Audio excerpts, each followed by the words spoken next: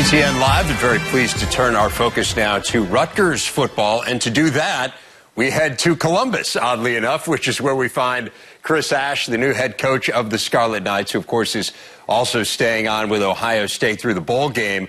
Let's start with that balancing act, Coach. How are you dividing your time right now? Well, I show up to the office very early in the morning.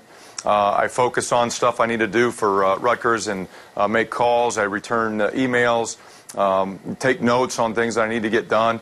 And then at a certain time of the day, I focus on game planning with the rest of the defensive staff for the bowl game in Notre Dame. And periodically throughout the day, I just take breaks and do what I need to do. And then late at night, I'm making calls to recruits, high school coaches, talking to people back in the office to get things done. You talked in your news conference at Rutgers about defining your culture, that was going to be one of the first things that you did as part of this job. What have you done to this point, and what is that culture going to be? What have you told your players about it? Well, it's been hard to do anything, really, to be honest with you, other than the team meeting that we had. Talked to the team the first day that I was there, actually before the press conference. I talked to the team, talked to them about how important the culture was going to be in our locker room. We'll clearly define what that culture is, how we're going to make it come to light with the football team. The culture is going to override any type of strategy, offensive, defensive, special team schemes that we can employ. And if our players believe in our culture, their actions match their words, and we come together the right way, we'll have a chance for success down the road. But it's a process. It's not going to happen overnight. It's not going to happen just because I showed up and I'm the head coach now. It's just going to take constant communication, constant education, and we've got to be really creative in how we motivate them to get that done. How about on the field, Chris? You've started to hire your staff. I know Drew Maringer is going to be your offensive coordinator. He is a spread guy, so we have some sense as to what you're doing there. But what's Rutgers football going to look like, offensively, defensively, schematically? Yeah, well, what you're going to see offensively, defensively, schematically is a team that plays with great effort, plays with fundamentals, plays with tremendous enthusiasm, and competes from the beginning to end. We will have a spread offense, as you mentioned already, with Drew Maringer. Defensively, still working through defensive coordinator hires, but again, it's going to be about our effort, our fundamentals, our technique, and our toughness, and that's really what's going to define us. This is not an area of the country where you have a whole lot of experience, Chris. How does that impact you in terms of selecting a staff? It's very important that I get a couple guys that do have connections to the Northeast. I'm not worried about not being from New Jersey or the Northeast. I've been in other parts of the country, too, that I'm not from.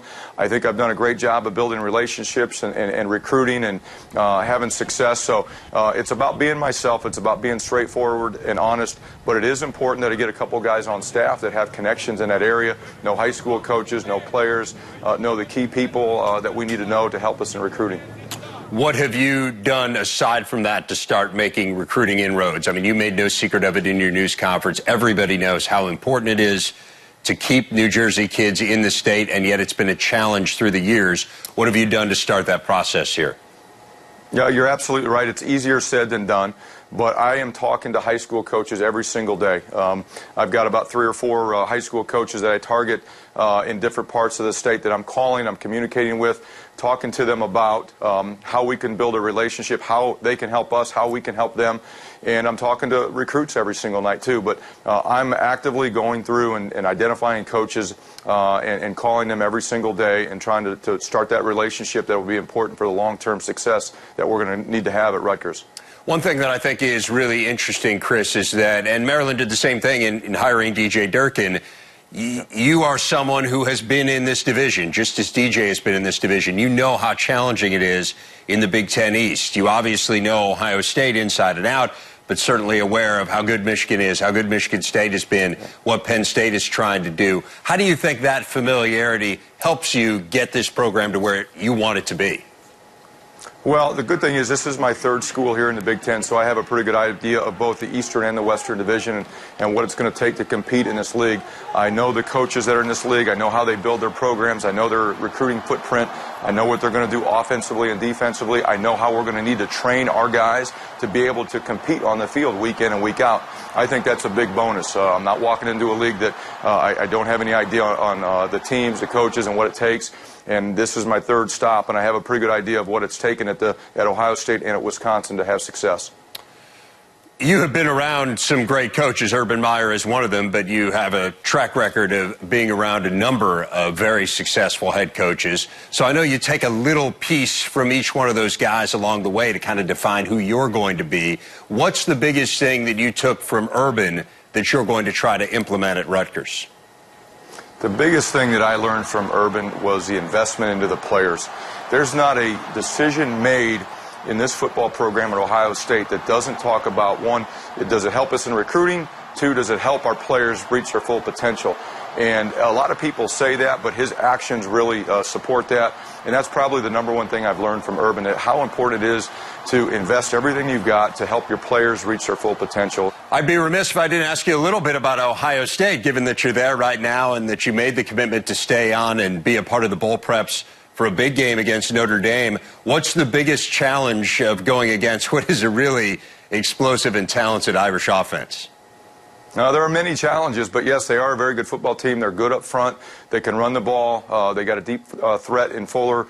So if you load up to stop the run, he can get over the top and beat you deep. So that's always a unique challenge when a team can run the ball with a very good offensive line, good tailbacks. Quarterback is a guy that can beat you with his arm and his feet. So we've got our work cut out for us, but we have very good players here at Ohio State, too. The preparation has been great. Our players are really excited about going out there and rising to the challenge to play a very good Notre Dame team. Well, Coach, congratulations on getting the job at Rutgers. Very pleased to have you continuing here in the Big Ten. Enjoy the holidays and as much as you have time to do that, and we'll see you soon. Thanks, Dave. Appreciate it.